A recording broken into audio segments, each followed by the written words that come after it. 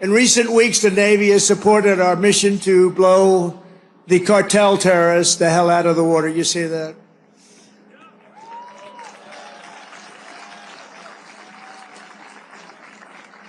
And you know, there are no boats in the water anymore. You can't find any. We're having a hard time finding them. But you know, it's a pretty tough thing we've been doing, but you have to think of it this way.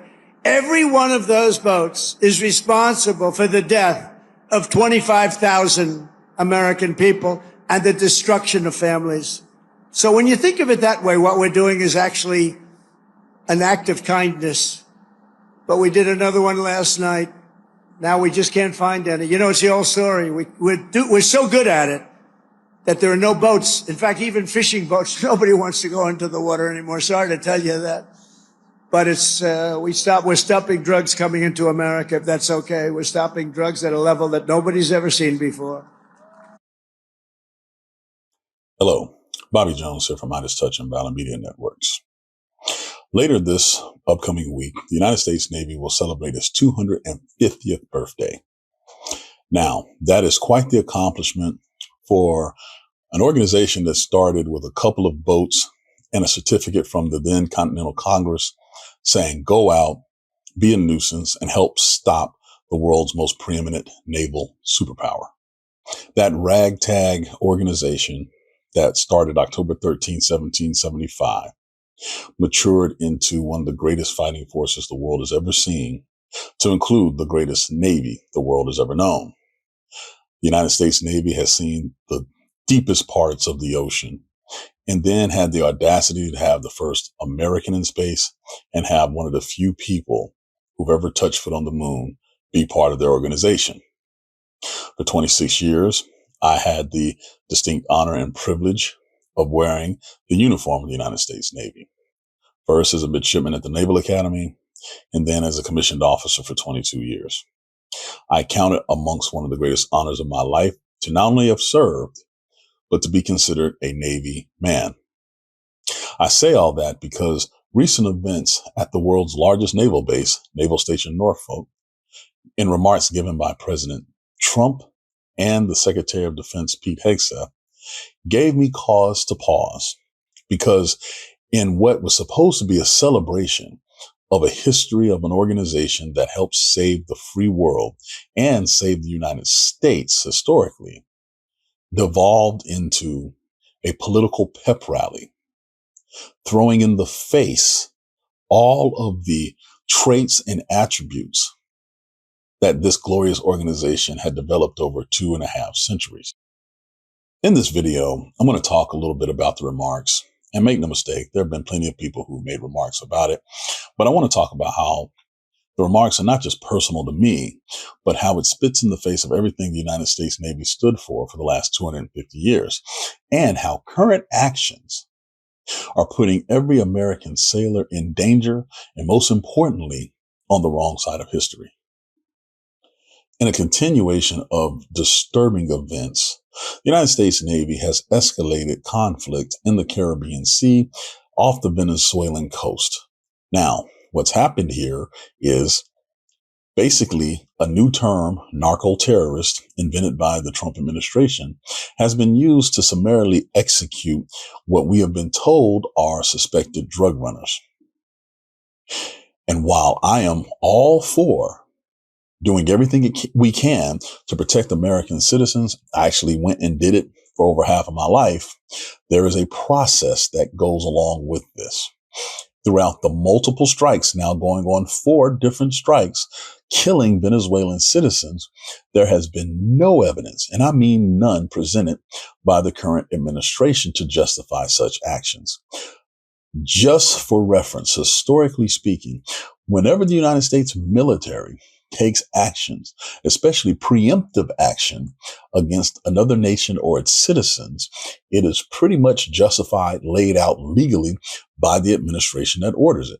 Here's the thing. It's not even the lack of justification that makes one stop. It is the braggadocious nature of which these strikes were announced.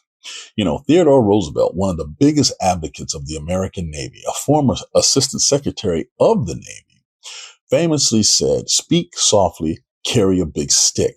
He actually implemented that mindset in the White Fleet and the revitalization of the Navy at the beginning of the 20th century. We make sure that we are within the legal bounds, international law, within our own rules of engagement, and really just so people in that area know what's happening.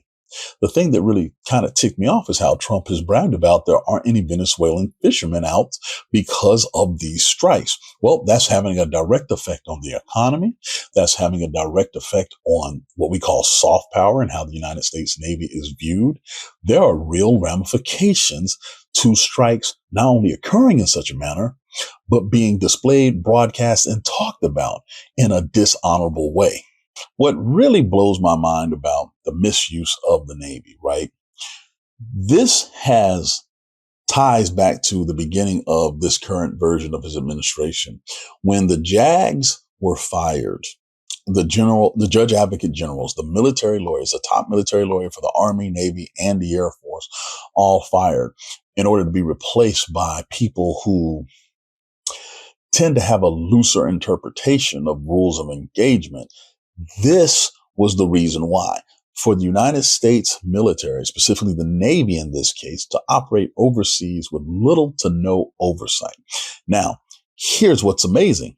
When I say coordinated, the speech that Pete Hegseth gave at Quantico, where he berated generals and admirals like they were toddlers and not people who've been in twice as long as he was and way more successful than he will ever be, he mentioned about throwing away the rules of engagement. Not a big deal to a lot of people who don't know why that's significant. Rules of engagement stops things like the things that are happening in Venezuela right now from happening. Killing people without legal justification. The rhetoric with the actions, the undeniable actions, and the braggadocious attitude with it are causing the world to take notice. As a matter of fact, you have Caribbean countries, South American countries who have gone to the United Nations formally asking, what the heck is America's problem? To really break this down historically, going back to the Monroe Doctrine, most of these countries throughout their various leaders, various regimes, various governments have been pretty hospitable and considered allies to the United States. And in less than 9 months, we have ruined 2 centuries of trust that has been built between the United States and its Central and South America partners. And here's the other thing that bothers me as a career Navy guy. We have this thing called the United States Coast Guard. Now, for those who don't know, the United States Coast Guard is part now of the Department of Homeland Security. It is not part of the Department of Defense or the Department of War, whatever we're calling it. The reason I bring this up is because the Coast Guard, from its inception, has been a law enforcement agency. Other nations have Coast Guards. These things exist to do exactly what President Trump is saying is happening, and that is to stop the drug interdiction, or to create drug interdiction, to stop drugs from coming into the United States. These organizations do it legally. They know how to search, and they can do it with or without applying lethal force, thus avoiding nation states going to war. But no, the Coast Guard doesn't sound as tough. The Coast Guard doesn't sound as militaristic as the United States Navy. It makes little sense unless you think about the messaging. And I think this is where I get most annoyed. Because see, this messaging has happened in the United States too. This is why the National Guard is being sent all over the country to march down the streets of Americans. The messaging and the image, the intimidation factor, the toughest, strongest thing that I can find to do some regular task that a local law enforcement agency can do is showing the fangs of fascism. That's what it is. I want you to be intimidated to step out of your door. Even if you're law abiding, I just want you to know that we could be there. That's what he's doing down in Venezuela internationally too. So you have it domestically, you have it internationally, and both domestically and internationally, The people most affected are complaining, and the complaints are falling on deaf ears. The question is, are the complaints being recognized by legal authority and legal ears? Because that leads to my final question. Everything that's happened with President Trump, both the first administration and this one, comes down to one body, one organization, like one group of people who's supposed to be the super friends to stop tyrannical rule. And that is the United States Congress. Their job is to provide oversight. In terms of military action, okay, the president of the United States has limited authority to do immediate strikes, especially if the country is deemed in peril. Okay.